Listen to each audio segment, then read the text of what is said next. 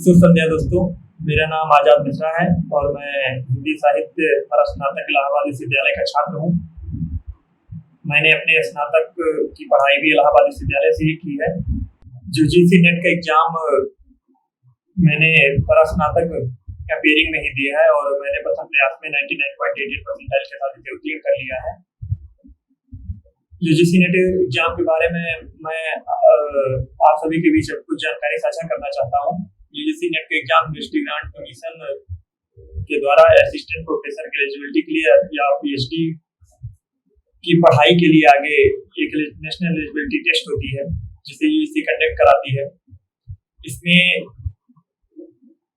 Top rankers को जैसे कि 1% या 0.5% जूनियर जेआरएफ को चुनती है और इन्हें जूनियर रिसर्च फेलोशिप मिलती है गवर्नमेंट की तरफ से। ये पीएचडी प्रोग्राम के तहत ही दी जाती है। आप अदर यूनिवर्सिटी, स्टेट यूनिवर्सिटी या सेंट्रल यूनिवर्सिटी कहीं भी आप इनरोल होते हैं, आपकी 5 ईयर पीएचडी चलती है। इसके तहत आपको फेलोशिप गवर्नमेंट के द्वारा दी जाती है, आचार्य वगैरह इंक्लूड करके। ये स्टूडेंट्स फाइनेंशियली अपने आप को सही करने के लिए लोग करते हैं। आप सिविल देना है या पीएचडी देनी है, जो भी है, आप as a financially plan B के तहत भी बच्चे सिविल के बैकग्राउंड पे रखते हैं।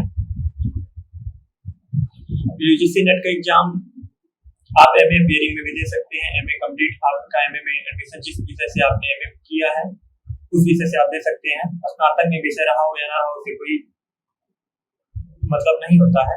आपका पीजी इस विषय से होना चाहिए, पोस्ट ग्रेजुएशन। मेरा हिंदी साहित्य विषय से जेआरएफ रहा है, तो हिंदी साहित्य विषय में मैं अपनी स्ट्रेटजी को साझा करना चाहूँगा। मैं सिविल का भी एस्पायरेंट हूँ। हिंदी साहित्य मेरा ऑप्शनल है। मैंने दृष्टि के कंटेंट को फॉलो किया है और दृष्टि के वीडियोस देखे थे और दृष्टि की ही बुक्स को मैं फॉलो किया था। जो सेकेंड पेपर नेट जेआरएफ के लिए बुक आती है। दरअसल यूजीसी नेट के एग्जाम पहले पेपर को समझना होगा। पेपर दरअसल दो पेपर होते हैं। एक 50 क्वेश्चन जिसमें एप्टीट्यूड होता है, इसमें सबसे चीजें देखिए, मैथ, डीआई, डाटा इंटरप्रिटेशन और रिसर्च एप्टीट्यूड होता है, कॉम्प्रिहेंशन होते हैं, जनरल साइंस होता है, ये सब चीजें होती हैं। फर्स्ट पेपर काफी ज्यादा मैटर करता है, बच्चे इसे इग्नोर करते हैं या जो भी है, इससे इन्हें कम मार्क्स आने की वजह से जेआरएफ रुकता है। सब्जेक्ट 100 क्वेश्चन का होता है, दोनों मिला के 150 प्रश्न होते हैं। 2 मार्क्स का एक प्रश्न होता है और टोटल 300 मार्क्स का होता है। मेरे इस एग्जाम में फर्स्ट पेपर में 29 क्वेश्चन थे और सेकेंड पेपर में 71 एबव भी थे। 72 नॉर्मलाइजेशन होता है इसमें। 71 मेरे पहले आंसर की से आ रहे थे, उसके बाद शायद 72 हो गया। जो भी हुआ हो, 100 एबव मेरे क्वेश्चन थे। 99.88 परसेंटाइल के साथ मेरा जेआरएफ हुआ है। अब मैं कुछ बुक्स स्ट्रेटजी अपनी जो मैंने फॉलो किया था, मैंने तो कोई बहुत स्पेसिफिक किसी की बुक्स या किसी की वीडियोज या किसी लेक्चर, किसी पर्सनल गाइडेंस नहीं लिया था। अपने सुविधा अनुसार मैंने चीज़ों को किया था। बहुत अधिक समय भी मैंने नहीं दिया है इसमें और लोग काफ़ी समय इसमें देते हैं और चीज़ों की जानकारी के अभाव में चीज़ें दिक्कत भी करती हैं। यूजीसी नेट जेआरएफ एग्जाम इतना बड़ा नहीं है जितना लोग इसे ले लेते हैं और खैर की तैयारी मायने में काम आ जाती है, क्योंकि असिस्टेंट प्रोफेसर के एग्जाम, पीएचडी के एग्जाम जहाँ भी आप देंगे, आगे हायर का एग्जाम होता है यूपीएचसी के द्वारा होता है यूपी में। इस सब में भी सुविधाएं होती हैं। सिलेबस लगभग मायने एक होते हैं। ये है सिलेबस यूजीसी नेट के द्वारा जो होता है, उसे हमें टॉपिक वाइज कवर करना होता है। हम कहाँ से कवर कर रहे हैं, या तो बुक से कवर करेंगे या तो यूट्यूब से, या जो जहाँ से भी कहीं से भी करना है। फर्स्ट पेपर को भी हमें इग्नोर नहीं करना है। फर्स्ट पेपर हमें जेआरएफ होने में मेरा मानना है कि 70% भूमिका निभाता है। जिसके मार्क्स भी 30 एबव या 30 के आसपास पहुंच रहे हैं, उसे जेआरएफ की संभावना बन जाती है, क्योंकि सब्जेक्ट में लगभग उतना ही सब हर कोई करता है। सब्जेक्ट में लोग अच्छे होते हैं तभी एकेडमिक के लिए ही एग्जाम काफी माना जाना जाता है और एकेडमिक का सबसे टफेस्ट एग्जाम है। अब मैं बुक लिस्ट साझा करता हूँ। पेपर फर्स्ट के लिए मैंने पहली बात तो प्रीवियस ईयर के लिए मैंने टेक्स्ट बुक का सब्सक्रिप्शन लिया हुआ था और उससे काफी टेस्ट लगाए थे। मैंने कम से कम 10-20 दिन लगातार फर्स्ट पेपर के लिए टेक्स्ट बुक से प्रश्न लगाए थे। उसके बाद टॉपिक वाइज सिलेबस से कवर करके मैंने कुछ यूट्यूब वीडियोस से कुछ टॉपिक्स जैसे मैं अपने सुविधा अनुसार और कुछ केवीएस मदान की बुक्स से कवर किया हुआ था। उसके बाद फर्स्ट पेपर के लिए मैंने शॉर्ट नोट्स भी बनाए थे। नोट्स देखिए काफी ज्यादा जरूरी है सब्जेक्ट के लिए भी, फर्स्ट पेपर के लिए भी। बिना नोट्स के आप नोट्स पे ये मायने लगते हैं कि आप कम समय में एट द लास्ट मोमेंट पे आप रिवाइज कर सकते हैं। क्योंकि अदर एग्जाम भी देखे होते हैं, क्योंकि मैं खुद सिविल का एस्पायरेंट हूँ, तो मैं शॉर्ट नोट्स 2-4 दिन में 6 दिन में जैसे कवर, अगर लास्ट टाइम में लास्ट मोमेंट में नोट्स काफी काम आते हैं। नोट्स आप इग्नोर मत करिएगा। सेकेंड पेपर के लिए हिंदी के लिए मैंने खैर एंट्रेंस के लिए भी मेरा दिल्ली विश्वविद्यालय और इलाहाबाद विश्वविद्यालय में चयन हुआ था। मैंने एंट्रेंस के समय में काफी मेहनत की थी, ये मेहनत मेरी यहाँ भी काम आई। मैंने कुछ नोट्स बनाए हुए थे, अपने नोट्स को फॉलो किया। रामचंद्र शुक्ल की बुक जो कि हिंदी के लिए काफी अच्छी मानी जाती है उसको पढ़ा था मैंने। सरस्वती पांडे, गोविंद पांडे की बुक भी को मैंने पढ़ा था फैक्ट के लिए, वो फैक्ट के लिए बुक होती है। उसके बाद दृष्टि पब्लिकेशन की बुक जो कि UGC net JRF second paper के लिए काफी अच्छी है, उसको मैंने फॉलो किया था। उसके बाद भी मैंने कुछ टेक्स्ट जैसे कि उपन्यास, नाटक, कहानियां, कविताएं, इनकी पीडीएफ निकलवाए थे और उन पीडीएफ को बार बार पढ़ा था। इनके शॉर्ट नोट्स भी बनाए थे। कुछ यूट्यूब से भी प्रश्न का कलेक्शन किया था और उन प्रश्नों को रिवाइज किया। इसके बाद भी कुछ जैसे कि यूनिट वाइज, इसमें करीब 10 यूनिट है और उस यूनिट को भाषा विज्ञान को मैंने दृष्टि के बुक से ही कवर किया था। कालशास्त्र को मैंने दृष्टि की बुक से किया था। भारतीय कालशास्त्र को भगीरथ की एक बुक आती है, उसको भी पढ़ा था एक बार। खैर वो ज्यादा कॉन्सेप्चुअल हो जाती है तो बहुत ज्यादा मायने नहीं रखता, जहां तक मैंने इनके से प्रश्न उत्तर बनने के चांसेस नहीं रहते हैं।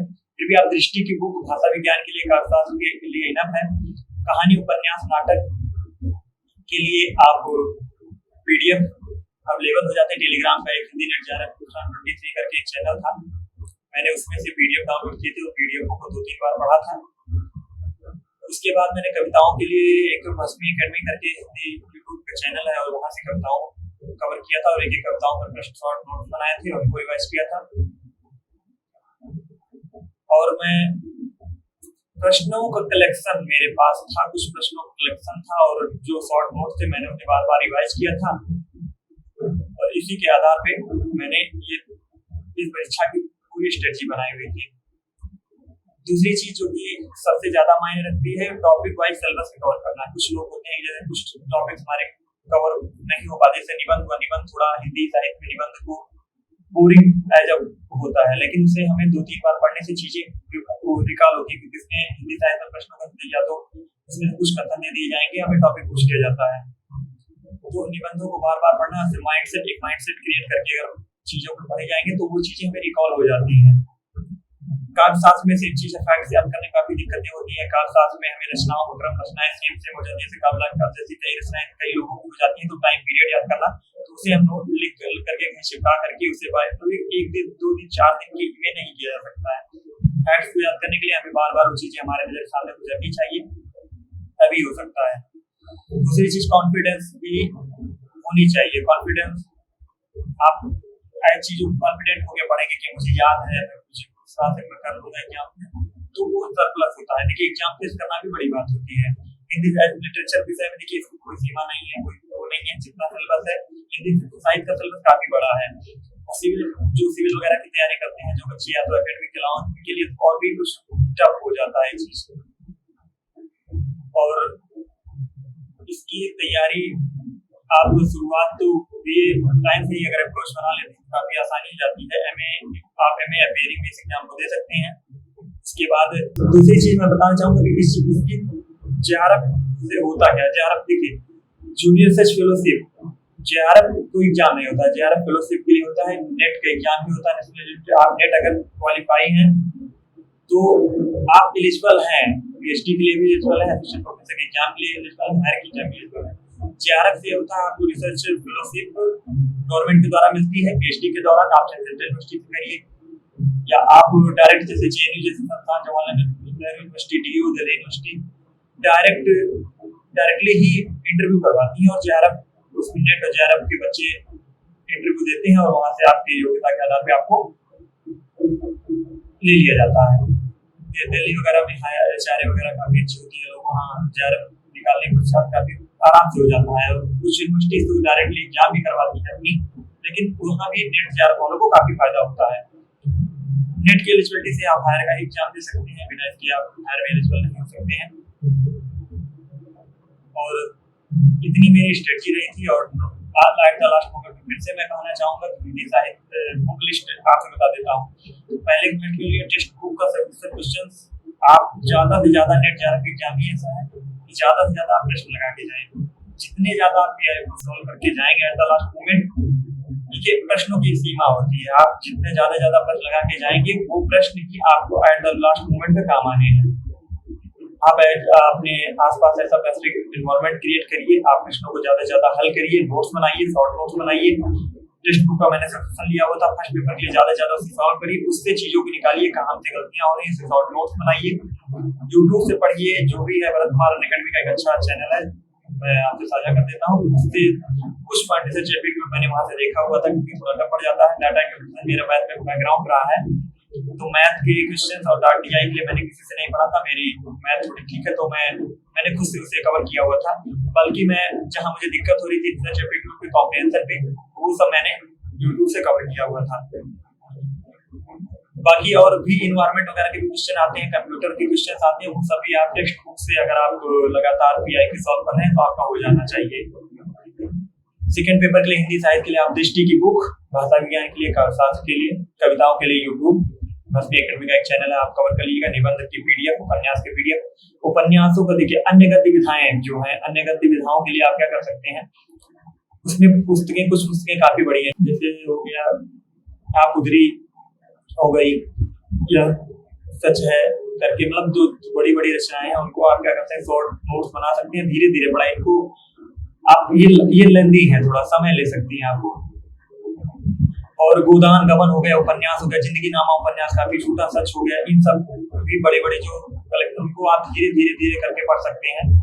अगर एट द लास्ट मोमेंट पे आप इनके क्या करके समीक्षा भी दे सकते हैं, यूट्यूब पर काफी अच्छा है, मतलब प्रश्न आपके हल हो सकते हैं। ये नहीं कैसे 100% पर हो जाएंगे, इतना हो सकता है। पीआई की सॉल्व करने से चीजें आपको समझ में आ सकती हैं। तो इतनी मेरी स्ट्रेटजी थी। और जैसे कि आप जान रहे हैं, दिल्ली नॉलेज ट्रैक पे मैं अपनी स्ट्रेटजी साझा कर रहा हूँ, तो मैं उसका बहुत बहुत आभार व्यक्त करता हूँ। मैं आप लोगों के बीच आ सका। दिल्ली नॉलेज ट्रैक की वीडियोस काफी अच्छी थी, मैंने यहाँ से भी अपनी स्ट्रेटजी कई लोगों की देखी थी, मुझे काम आया, और मैं इससे बहुत बहुत आभार व्यक्त करता हूँ। बहुत बहुत धन्यवाद।